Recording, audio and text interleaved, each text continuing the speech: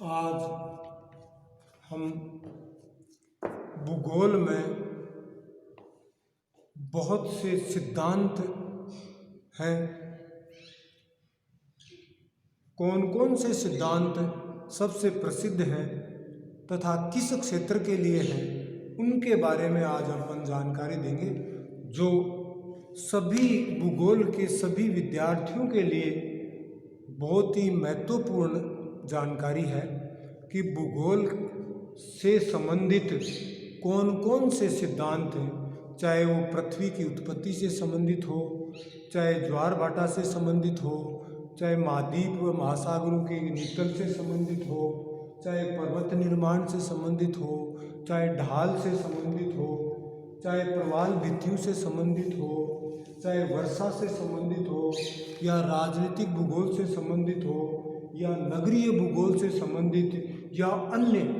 तो भूगोल में बहुत से संबंध या सिद्धांत हैं। उन सिद्धांतों की जानकारी आज आप देंगे कि कौन सा सिद्धांत किसके लिए प्रसिद्ध है और उस किसने ये सिद्धांत प्रस्तुत किया। तो सबसे पहले तो मैं आपको बताता हूँ कि भूगोल के क्षेत्र में अत्यधिक सिद्धांत हैं, जिनमें सबसे पहले अगर बात करें अपन तो पृथ्वी की उत्पत्ति से संबंधित सिद्धांत, कि पृथ्वी की उत्पत्ति कैसे हुई, कब हुई, किसने इसके बारे में क्या क्या अपने विचार प्रस्तुत किए, उनके बारे में बताएं। तो पृथ्वी की उत्पत्ति से संबंधित भी कई सिद्धांत प्रस्तुत किए गए, जिसमें सबसे पहला है गैसीय परिकल्पना या वायव्य राशि परिकल्पना। पहला सिद्धांत जो दिया है गैसीय या वायव्य राशि परिकल्पना, वायव्य राशि परिकल्पना के नाम से पहला सिद्धांत प्रस्तुत किया गया और ये सिद्धांत कांट के द्वारा दिया गया। कांट ने पृथ्वी की उत्पत्ति से संबंधित गैसीय या वायव्य राशि परिकल्पना या वायव्य राशि सिद्धांत प्रस्तुत किया। दूसरा अगर बात करें तो निहारिका परिकल्पना, दूसरी निहारिका परिकल्पना पृथ्वी की उत्पत्ति से संबंधित दूसरी परिकल्पना की अगर बात करें अपन तो निहारिका परिकल्पना सबसे मेन चीज लाप्लास ने प्रस्तुत की थी। तो पृथ्वी की उत्पत्ति से संबंधित दूसरी परिकल्पना की अगर बात करें तो निहारिका परिकल्पना है और निहारिका परिकल्पना लाप्लास ने प्रस्तुत की थी। तीसरा अगर अपन बात करें तो ग्रहाणु परिकल्पना, तीसरी ग्रहाणु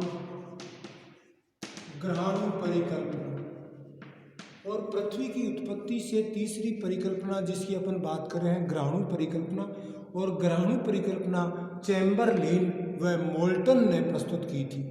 चैम्बरलेन तथा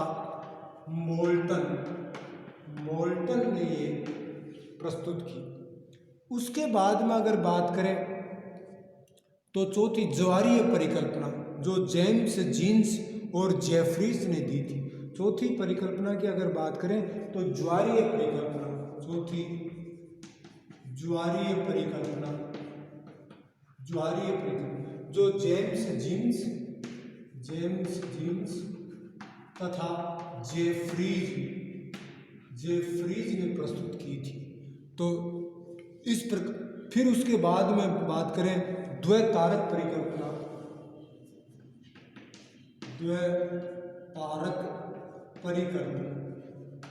या द्वैतारक सिद्धांत की बात करें तो द्वैतारक सिद्धांत रसेल ने प्रस्तुत किया।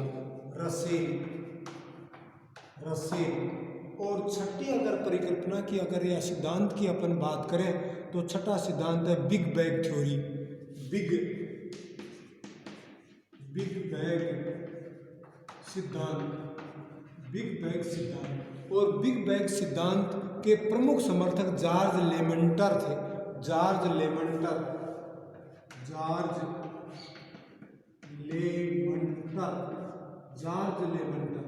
इस प्रकार अपन देखें तो पृथ्वी की उत्पत्ति से संबंधित ये 6 सिद्धांत हैं। तो इन 6 सिद्धांत और उसके समर्थक कौन थे उनके बारे में तो सबसे पहले बताया कि गैसीय या वायव्य राशि परिकल्पना जो कांट ने प्रस्तुत की थी। दूसरी जो निहारिका परिकल्पना है तो निहारिका परिकल्पना जो लाप्लास ने प्रस्तुत की थी। निहारिका परिकल्पना लाप्लास ने प्रस्तुत की। फिर ग्रहणु परिकल्पना चैम्बरलिन ने प्रस्तुत की। फिर उसके बाद में ज्वारीय परिकल्पना जेम्स जीन्स और जेफरीज ने प्रस्तुत की। फिर द्वैतारिक परिकल्पना रसेल ने प्रस्तुत की और बिग बैंग थ्योरी जॉर्ज लेवेंटर्न के द्वारा प्रस्तुत की गई। इस तरह से अपन बात करें तो पृथ्वी की उत्पत्ति से संबंधित ये 6 सिद्धांत प्रस्तुत किए गए। उसके बाद अगर अपन बात करें महाद्वीप व महासागरीय नीतल की उत्पत्ति के संबंध में अगर बात करें तो महाद्वीप व महासागरीय नीतल की उत्पत्ति के संबंध में भी कई सिद्धांत प्रस्तुत किए गए। उनमें अगर अपन बात करें तो सबसे पहला दिया है चतुष्फलक परिकल्पना। चतुष्फलक सिद्धांत या चतुष्फलक, पहला चतुष्फलक परिकल्पना। चतुष्फलक परिकल्पना, इस चतुष्फलक परिकल्पना लोथियन ग्रीन के द्वारा, लोथियन ग्रीन ने यह सिद्धांत प्रस्तुत किया कि महासागरों की जो नीतल है उनकी उत्पत्ति कैसे हुई। उसके संबंध में सबसे पहले चतुष्फलक सिद्धांत या चतुष्फलक परिकल्पना आई और ये लोथियन ग्रीन ने सबसे पहले प्रस्तुत की। उसके बाद में महाद्वीपीय प्रवाह सिद्धांत आया जो बहुत ही महत्वपूर्ण। दूसरा महाद्वीपीय प्रवाह सिद्धांत, महाद्वीपीय प्रवाह सिद्धांत जो वेगनर। उसके बाद में महाद्वीपीय प्रवाह सिद्धांत जो वेगनर का था। वेगनर ने सबसे पहले उन्होंने बताया कि कोई भी महाद्वीप अपनी जगह स्थिर नहीं है, वो गतिशील रहते हैं और वेगनर का महाद्वीपीय विस्थापन सिद्धांत के नाम से प्रसिद्ध हुआ। फिर उसके बाद में महाद्वीपीय प्रवाह जो टेलर के द्वारा, महाद्वीपीय प्रवाह सिद्धांत और ये टेलर के द्वारा प्रस्तुत किया। इस तरह से महाद्वीप व महासागरीय नीतल के संबंध में ये 3 सिद्धांत प्रसिद्ध हैं, जिनमें चतुष्फलक सिद्धांत लोथियन ग्रीन के द्वारा दिया गया, महाद्वीपीय प्रवाह सिद्धांत वेगनर के द्वारा दिया गया तथा महाद्वीपीय प्रवाह, दूसरे वाला महाद्वीपीय प्रवाह या परिकल्पना या सिद्धांत एक टेलर के द्वारा दिया गया। तो इस तरह से ये महाद्वीप व महासागरीय नीतल की उत्पत्ति के संबंध में भी ये 3 सिद्धांत प्रस्तुत किए गए। उसके बाद में अगर अपन बात करें तो उसके बाद में पर्वत निर्माण सिद्धांत, उसके बाद में पर्वत निर्माण के संबंध में भी कई भूगोलवेताओं या वैज्ञानिकों ने अपने सिद्धांत प्रस्तुत किए। उनमें सबसे पहले अगर करें तो भूसन्नति सिद्धांत, पहला भूसन्नति सिद्धांत सबसे प्रसिद्ध पृथ्वी की या पर्वतों की उत्पत्ति के संबंध में, नवीन मोड़दार पर्वतों की उत्पत्ति के संबंध में अगर देखें तो भूसन्नति सिद्धांत सबसे महत्वपूर्ण माना जाता है और ये सबसे पहले कोबर के द्वारा प्रस्तुत किया गया। कोबर का, जिसे कोबर का भूसन्नति सिद्धांत भी कहा जाता है। इस प्रकार अपन देखें तो पर्वतों की उत्पत्ति में कोबर का भूसन्नति सिद्धांत। उसके बाद में तापीय संकुचन सिद्धांत, जेफरी। 2 नंबर पे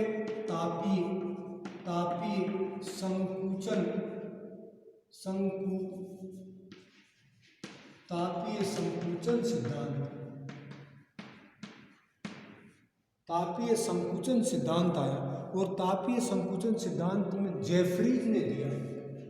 जेफरीज के द्वारा तापीय संकुचन सिद्धांत प्रस्तुत किया गया। उसके बाद में बात करें रेडियो सक्रिय सिद्धांत, रेडियो, तीसरा रेडियो सक्रिय सिद्धांत। और ये रेडियो सक्रिय सिद्धांत मुख्य रूप से जॉली के द्वारा प्रस्तुत किया गया। जॉली के द्वारा रेडियो सक्रिय सिद्धांत प्रस्तुत किया गया। उसके बाद में अगर बात करें संवहन तरंग सिद्धांत,